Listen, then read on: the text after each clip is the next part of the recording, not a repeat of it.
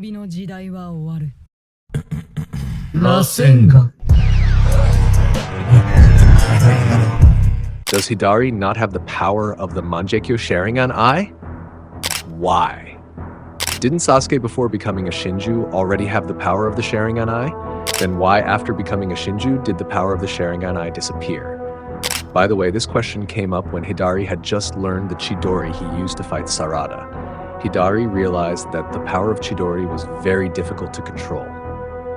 And Hidari felt that Sarada's Sharingan eyes were able to master the chidori technique perfectly. So why didn't Hidari have those eyes? And how did those eyes disappear? Doesn't everyone who becomes a Shinju just lose their memories and past? So what do you think, guys? But before that, welcome back to my channel, Databayo. In this video, I want to give you 6 interesting facts about Boruto Chapter 11. But if there are some facts that you disagree with, or you have another point of view about what I said, I'm very happy if you give me your opinion. And by the way, it seems that a lot of viewers of this channel have not subscribed. So I ask for your help to click the subscribe button and help me reach 1,000 subscribers. Thanks, guys. The first interesting fact is that Hidari don't have Sharingan eyes. This is really a very interesting fact.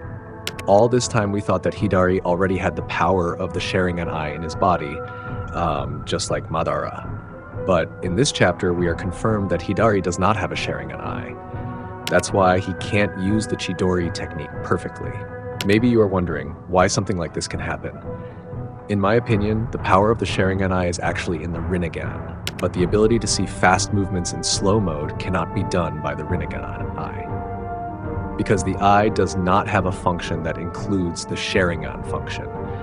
But for the power that has risen from the eternal mangekyou Sharingan, that power will still be possessed by Hidari. So I believe Hidari can still use the susano'o even though he said that he doesn't have the Sharingan eye. The susano'o power will appear when Hidari starts fighting seriously. I think with Boruto's appearance, we will soon see Hidari activate his susano'o ability. The second interesting fact is Himawari's special regeneration ability. In the previous video, I told you that there was a debate among the fans about Himawari's regeneration ability. Should her regeneration ability be the same as Momoshiki's or not? Actually, the regeneration ability of the Kyuubi shouldn't be so great if it's not used on her Jinchuriki body. If the chakra was given to someone else, then the other person would have to gain regeneration power that was not fast. However, what happened to Inojin was completely different. This is because Himawari does not fall into the Jinchuriki category, but quite the opposite. Himawari falls into the Biju category, which means it is the same as the original Kyuubi. If the original Kyuubi channeled its chakra to Inojin, it would be the same as the original Kyuubi channeling its chakra to a Jinchuriki. This is why Inojin's wound healed instantly. However, Himawari herself still doubted whether she had healed completely or not. The third interesting fact is that Hidari doesn't know who Sasuke Uchiha is. Finally, confirmed also the reason why Hidari wanted to eat Sarada Uchiha. It turns out that the reason he wanted to eat Sarada Uchiha was because he only wanted to know about his identity, even though we have been given this answer since the 5th chapter. But we are still trying to find answers about the reasons why they want to eat the people closest to them. But what is very interesting about this chapter is that Hidari does not know who Sasuke Uchiha is. This means that the Shinju who are now in Boruto's story do not have any memories of the people who have their original bodies. Actually, it would be even more exciting if one of the Shinju was allowed to devour the target. Because if Kishimoto does something like this, we will find out what will happen to the Shinju after they devour their target. I suspect that Konohamaru might be the first to give us information about it. The fourth interesting fact is that Konohamaru can already use the chakra trait change jutsu, which is added to the chakra shape change. We should be quite impressed with Konohamaru's development in this Boruto story. He managed to develop his Rasengan by utilizing changes in chakra properties. Because the nature of his chakra is wind, he tried to modify his Rasengan into a defense jutsu.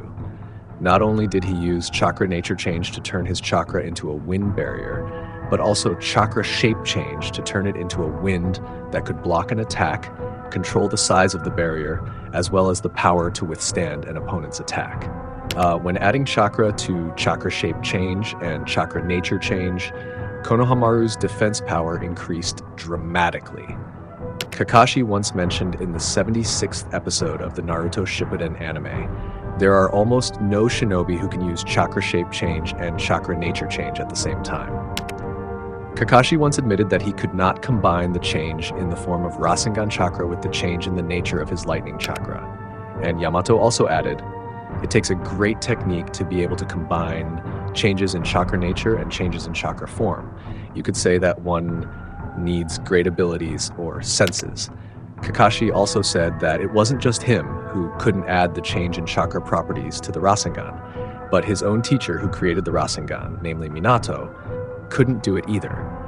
Watching this episode again made me very amazed by the figure of Boruto, because he was the one who managed to break the information that had been given by Kakashi and Yamato. It turns out that Boruto has great abilities or senses because he can combine Rasengan with lightning element chakra.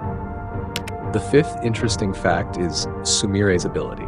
For so long since the Boruto 2 Blue Vortex manga story began, we have never been shown what kind of abilities Sumire has. In the anime, Sumire is always depicted together with Nue, but in the manga, from the beginning of the story until the latest chapter last month, we have never been shown the abilities of Sumire.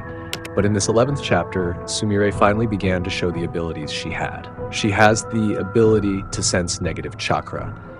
Sumire's ability is in accordance with what is in the anime. In the anime, Sumire's ability can indeed sense negative chakra thanks to the help of Nue. Perhaps this is an early sign for Jugen's appearance in the Boruto 2 Blue Vortex manga.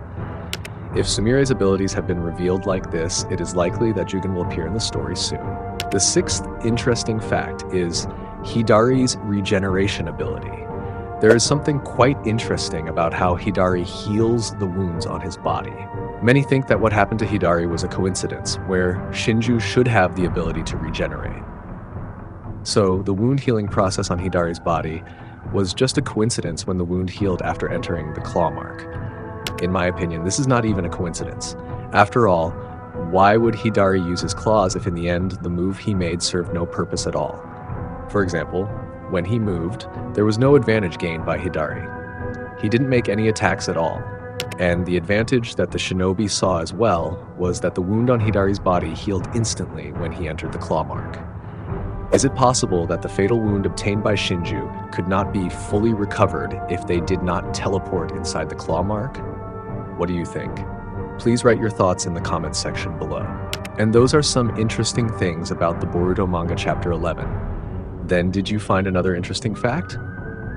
By the way, one like and subscribe, same as Biju Chakra. So please give me that chakra. I'm Nime. See you in the next video. Bye-bye.bio.